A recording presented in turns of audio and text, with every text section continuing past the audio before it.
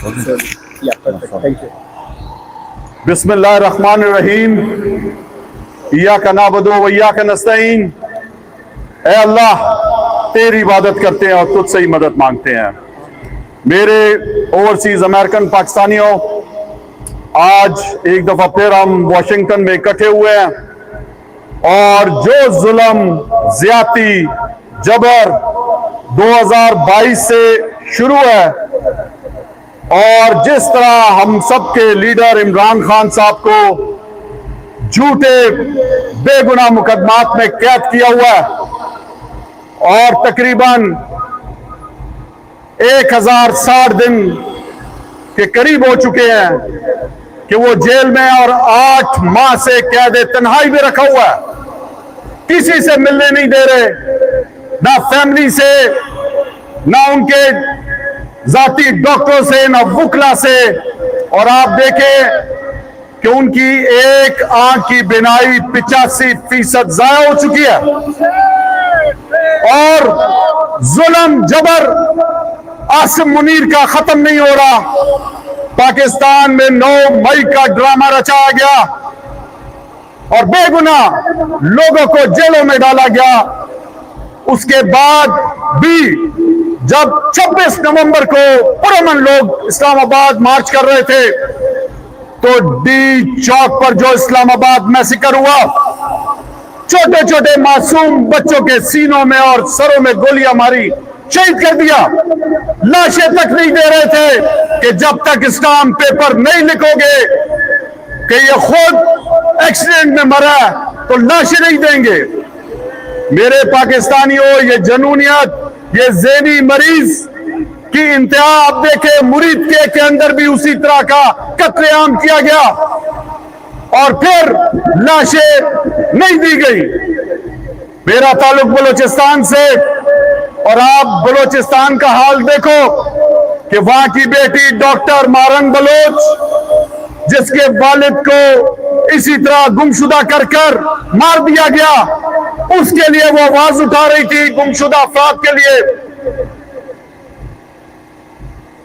उसके साथ क्या हुआ? एक खातून गवादर में जलसा करती है और वहां पे पत्थर मारे जाते हैं कुछ सिक्योरिटी के लोगों को। उसके जमरे में उसको अदालत, कैसी अदालत? आप देखो, पहले अदालत से उसकी जेल में अदालत शिफ्ट की गई, उसके बाद एक नया तरीका अपनाया गया, फेसलेस ट्रायल, कि बगैर पता ही नहीं है आपका जज कौन है, प्रोसिक्यूटर कौन है, आपके लिए कौन गवाह पेश हो रहा है, और उसको सजा मौत दे दी गई। यही सब कुछ इमरान खान के साथ हो रहा है। उनके वकला को तो खान साहब के आप देखो कि वकालतनामों पे दस्तखत करने नहीं दिए जाते। तो मेरे पाकिस्तानियों, हमारी माओ बहनों को मैं सलाम पेश करता हूं।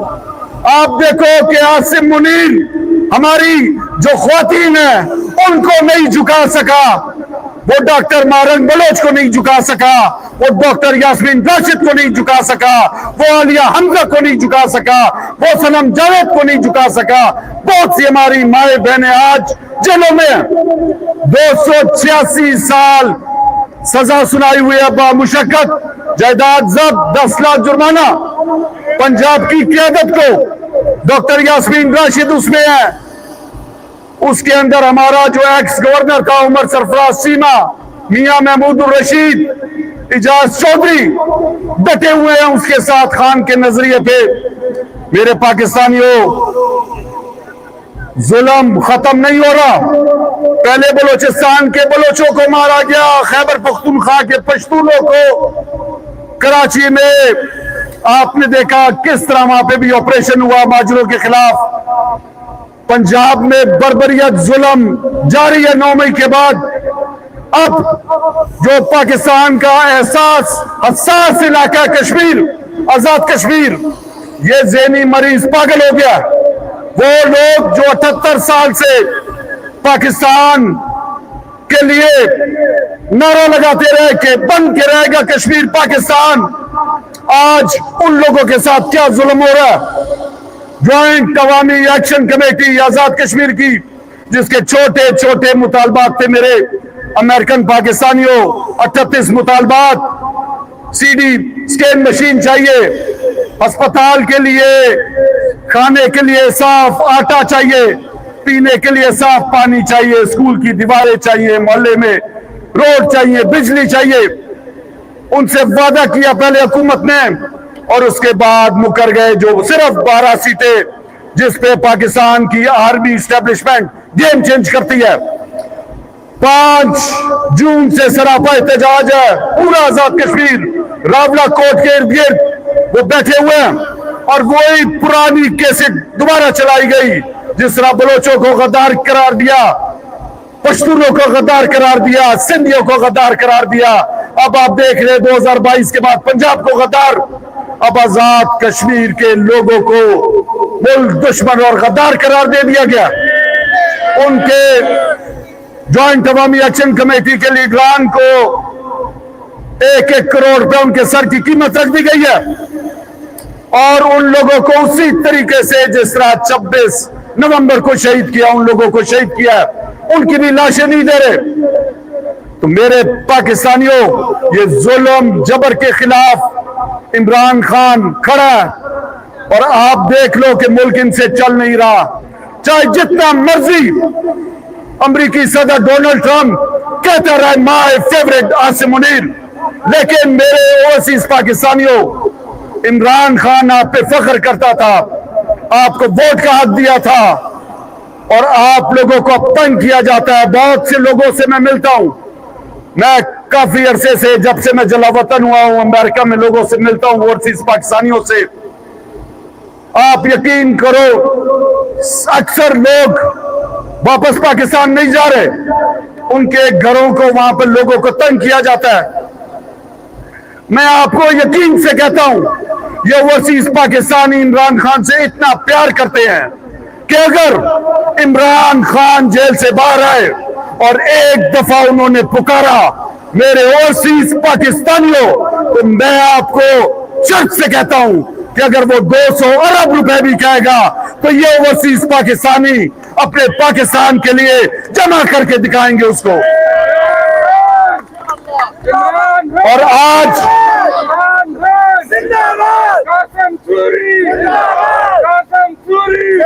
آج پاکستان کی معیشت تباہ ہو چکی ہے. آج دہشت گردی عروج پہ ہے.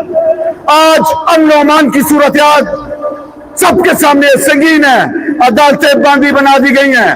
یہ جو ٹوپی ڈرامہ چلتا ہے, نون لیگ کو جو فارم 47 کے لوگوں کو اور پیپلز پارٹی کو اقتدار دیا ہوا میرے پاکستانیوں, انہوں نے ڈبا دیا پاکستان کو.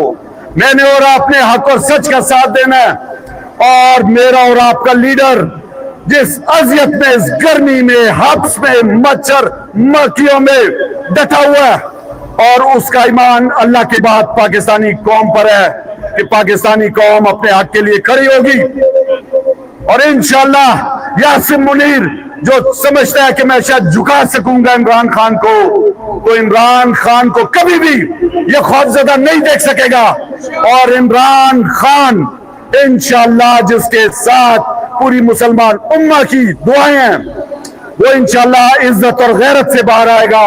اور آپ دیکھیں گے کہ جس طرح پہلے ڈکٹیٹر عبرت کا نشان بنے, یہ عاصم منیر بھی عبرت کا نشان بنے گا. میرے ساتھ نعرہ لگاؤ, کون بچائے گا Pakistan?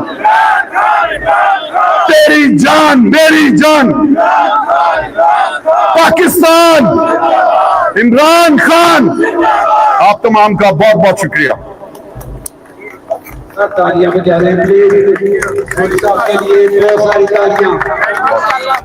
Thank you, thank you. پانی پی لیتے, مجھے دی نہیں تقریر یار, بڑا غلط کیا انہوں نے. کیا آپ نے بولا ہوا تھا سر, کیسے ٹھیک ٹھاک صحیح ہو گیا؟